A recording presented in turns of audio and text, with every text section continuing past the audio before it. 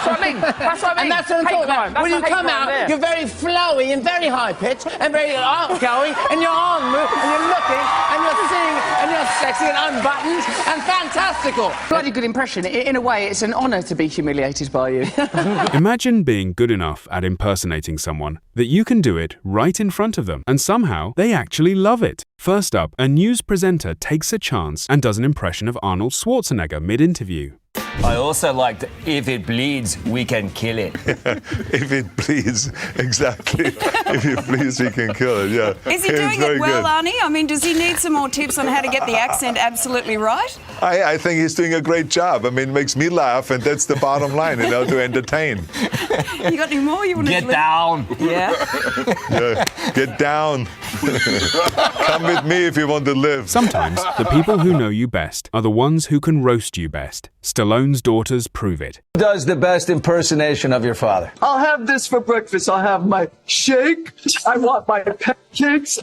Put some scrambled eggs and some jelly in them. Have you ever heard me have some steak and clam on the half shell? Good morning. He knows. Aloha, brother. Yeah, just like to get on my hog, take it across the universe, and make it back in time for some pokey and just chill. Couple brouhahas, and we're on our way. Oh my God. Watch Gordon Ramsay get a taste of his own voice when a presenter does an impression of him right in front of him. Hello, Gordon. Right. Davies. Gordon, I need help, mate. I need help. I need help with my cooking. Yeah, I do. I cooked once for my ex-girlfriend, and boy, that's the story, basically. She's my ex, so please help me. I want to learn from the best, Gordon. That's you. So. Has anyone ever told you that you look a little bit like me? Some impressions hit differently when they come from a close friend. Jamie Foxx and Denzel Washington have that kind of chemistry, and Fox has more than one opportunity to show it. I'll grab your hand and you play me. Hey, you get your fucking hands off me. Denzel! But Denzel does know that karate stuff. Because as I got close to him, he just reached up and did a move and hit me right in the throat. He said, hold on, all right, okay. All right, come, all right, okay.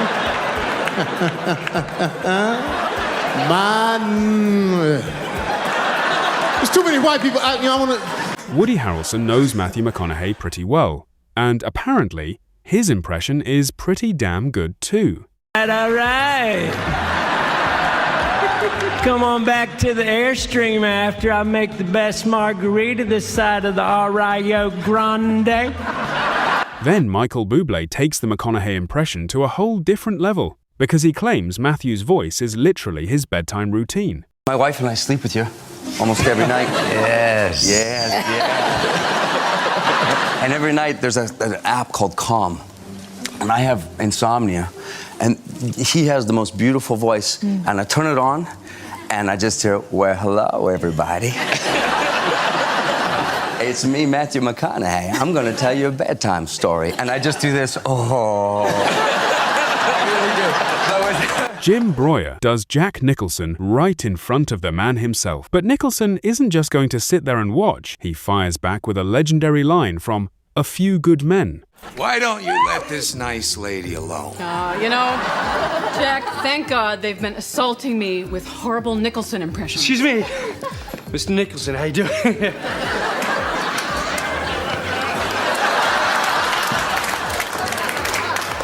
Jim Brewer here. Just want to know what you think of my impression. You want to know the truth? You can't handle the truth.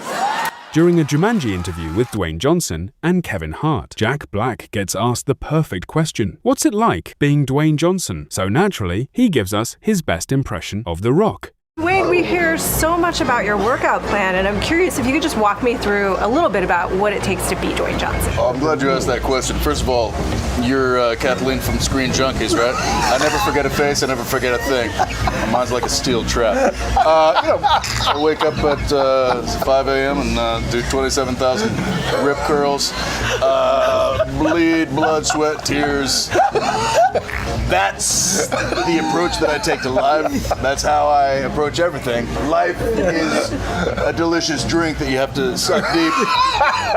There's no time like the present to enjoy your loved ones, your family, things, that, the other thing, and then projects. I gotta go. Wow. Next, Kevin Spacey takes on one of the most recognizable voices in Hollywood. Al always seems to be looking for something that he's lost.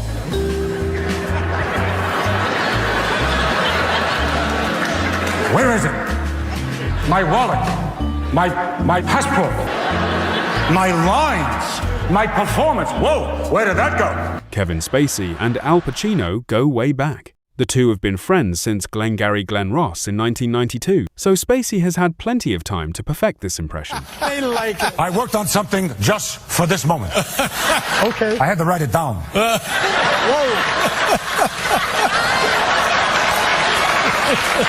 But I get a cappuccino. Oh, Dave, you're a big man. Yeah. I'll give you a stick of gum. You can show me how to chew it. Oh! Hoo-ha. Jamie Foxx has told this story to thousands of people before, but he's never had Denzel sitting right next to him for it. And his reaction makes this one pretty special. I saw Denzel at the Roxbury. You don't remember this. I saw Denzel coming out of the Roxbury one night, and I was, I couldn't get on the property because security was like, you stay off the property. Yeah. I was like, oh shit, Denzel! And you know how black people we are. We march when we see somebody. I was like, and I bolt past the security, and you do this move. I swear to God, I went to hug him, and he goes, hold on a second, and hit me right here. Hold on, just calm down. I want you to hold on just a second. Calm down, just relax. And I'm like, I'm just trying to give you your props, baby. I know he doesn't remember that. It was the first time I ran up on him. John Malkovich has one of those voices you could probably recognize in a crowded room. That calm, unmistakable way of speaking that's almost impossible to imitate. Unless, of course, you're Bill Hader. I'm sorry? Hello, my name is John Malkovich. I don't sound anything like that. No, you sound exactly like this. No, I don't. Yes, you do. Julie Bowen and Sofia Vergara are close friends, so Bowen knows exactly how to do Sophia's voice. What are you going to wear for Ellen? And I said, I'm going to wear, she goes, is it cocktail? Well, I'm wearing like trousers, but cocktail. Right, yeah, I will wear something tight and like a dolce maybe, but it will have fruit on it or flowers, so you know it's for the day. It's not cocktail. Jim Carrey is one of the kings of impressions himself, so it's pretty damn funny to see someone turn the tables and impersonate him. Jay Carrey?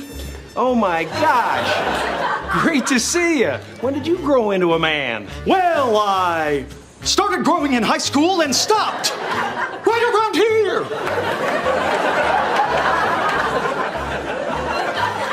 Alrighty then. You can't talk about celebrity impressions without mentioning Godfrey, and when he gets the chance to show Jason Statham his impression of him, he absolutely takes it. Sometimes when I'm watching a Jason Statham movie, I can't hear his voice. It's so fucking low, And so I said, I think you should make a movie called The Librarian. And then Jason Statham comes up and goes, I told you guys to be quiet. And you're still talking.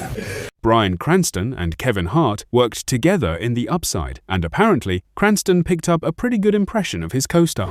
Yeah. What? No! Man, come on! What? Yeah. What? His hands. Come on, man. Mike Tyson keeps it pretty low-key, so Eddie Murphy asks for a little more Mike Tyson. Sammy, you are truly the undefeated champion. Producers of the show was hoping you'd have a little more feeling of more Mike, a little bit more Mike Tyson, more Mike Tysonism, like, hello, ladies and gentlemen, Sammy and I would like. Dana Carvey became famous for one impression in particular, George H.W. Bush. Good evening. Happy holidays to y'all. Once again, it's that festive season. Tonight, our Jewish friends observe the 5th night of Hanukkah. The celebration of a military victory won centuries ago in a part of the world where today 400,000 brave Americans await my order to annihilate Iraq.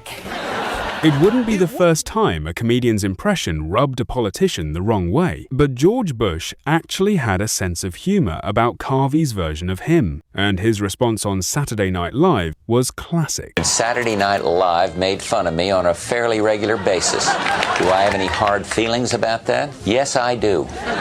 And I'll have my revenge when the time is right. But the joke didn't end on television. Carvey's impression turned into a genuine friendship with the president and eventually brought him all the way to the White House. The way to do the president is to start out with Mr. Rogers. It's a beautiful day in the neighborhood. Then you add a little John Wayne. Here we go. Let's go over the ridge. You put them together. You got George Herbert Walker Bush. I was staying in the Lincoln bedroom last night, and I couldn't resist getting on the phone, and I called up the Secret Service as the president. Feel like going jogging tonight? In the nude. Tom Hiddleston is usually the one disappearing into a character, but this time, he decides to become Robert De Niro, with De Niro sitting right there. Man cuts back to the esteemed gentleman at the end of the sofa.